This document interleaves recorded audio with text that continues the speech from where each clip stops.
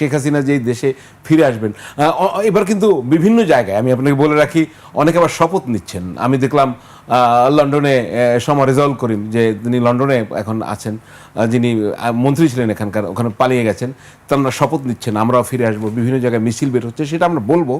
কিন্তু আমাদের দেশের দুজন মন্ত্রী, একজন উপদেষ্টা আর একজন মন্ত্রী রিয়াকশন দিয়েছেন। যেমন ডক্টর জাহেদুর রহমান বলেছেন শেখ হাসিনা দেশে ফিরলে তার প্রতি এক্সট্রা জুডিশিয়াল কিছু করা হবে না।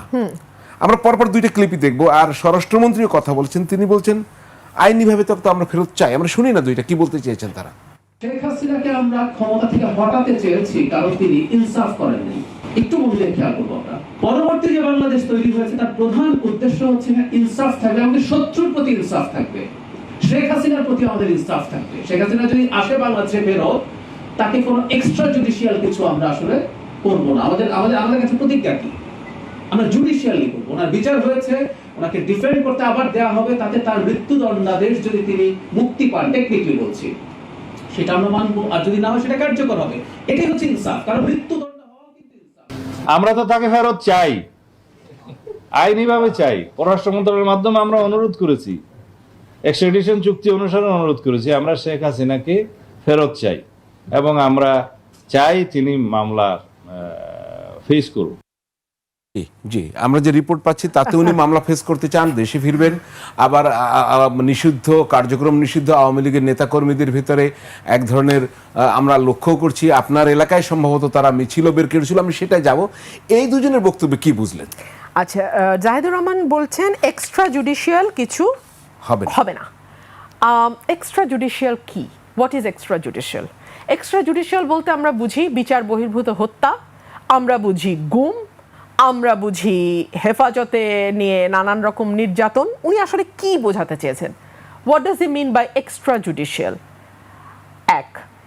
দুই হচ্ছে শেখ হাসিনার ট্রায়াল শেষ হয়েছে, মৃত্যুদণ্ড দেওয়া হয়েছে, আপিলের সময় শেষ হয়েছে, তাহলে এখন ওনার জুডিশিয়াল জায়গাটা কোথায় আছে? অ্যাপিলের ডিভিশন? ওনাকে তো ফিরে যদি উনি আসেন, আমি একদম আইনের ছাত্রী হিসেবে এটুকু বলতে পারি, আসার সাথে সাথে ওনাকে কারাগারে যেতে হবে। সেই কারাগার কি প্রস্তুত হয়েছে? আচ্ছা, আইনিভাবে ফেরত চায় বলছে স্বরাষ্ট্রমন্ত্রী।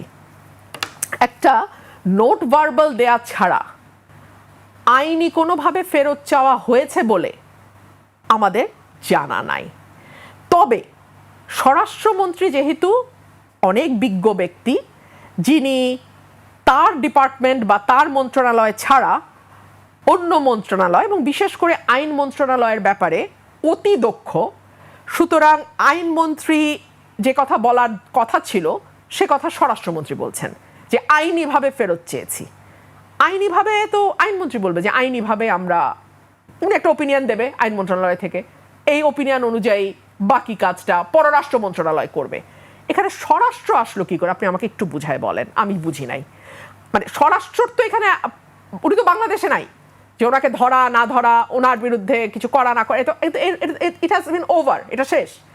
এখন আইনমন্ত্রী বলবেন যে আইনিভাবে আমরা ওপিনিয়ন দেবেন কিভাবে চাইতে হবে, সেই ওপিনিয়ন ওয়াইজ যে আইন অনুযায়ী চাওয়া যায় সেই ওপিনিয়ন ওয়াইজ পররাষ্ট্র এটাকে হ্যান্ডেল করবে। যাই হোক, এখন এটা তো মানে আমি যেটা বোঝার চেষ্টা করছি, মানে এটা কি আলোচনা হচ্ছে কেন? আপনি শোনেন, ভয়ে ভয়ে ধরেন শেখ হাসিনা সত্যি সত্যি ফিরল, কথার কথা, সবচেয়ে বেশি বেকায়দায় কে পড়বে আমারে বলেন? পড়বে এই সরকার। তারা না পারবে এক্সিকিউট করতে ফাঁসি, তখন চারপাশে চিৎকার উঠবে এক দলের যে রায় কার্যকর করা হোক। আর রায় কার্যকরের ন্যূনতম আভাস পেলে আরেক দল যে কিভাবে মাঠে নামবে, এইটা কি এই সরকার বোঝে না? এই সরকার স্টানবাজি করে, এই সরকার বালখিল্যতা করে, এই সরকার চটুল ব্যাপারে মানুষের সদয় দৃষ্টি আকর্ষণ করার চেষ্টা করে, কিন্তু একেবারে এত বোকা তো না যে এই সরকার এটা বুঝে না। তো শেখ হাসিনা যদি বাংলাদেশে এই মুহূর্তে আসে, বা এই বছর, এই মুহূর্ত মানে এই বছর, আমি দুঃখিত, এই বছরের মধ্যে ফেরে বা যখনই ফিরুক, বিএনপি যদি ক্ষমতায় থাকে, তার চেয়ে বেশি বিপদে আর কেউ পড়বে না, স্বয়ং আওয়ামী লীগও পড়বে না। শীর্ষ নেতৃত্ব থেকেও তো বলা হচ্ছে যে একটি দল তলে তলে যোগাযোগ করে, মানে হ্যাঁ, আপনি যখন আমি এটা আজকে শুনলাম 86 এবং 96 এর উদাহরণ টানা হয়েছে, সুস্পষ্ট যে জামাতের সাথে আওয়ামী লীগের একটা আতাত বা এক ধরনের সম্পর্কের ইঙ্গিত করা হচ্ছে। বাংলাদেশে এটাও একটা নতুন ব্যাপার, আজকাল না ভাসুরের নাম কেউ মুখে নেয় না। মানে জামাতের আমিরও অনেক বদনাম করবে বিএনপির, কিন্তু বিএনপি শব্দটা উনি কিছুতেই বলবে না।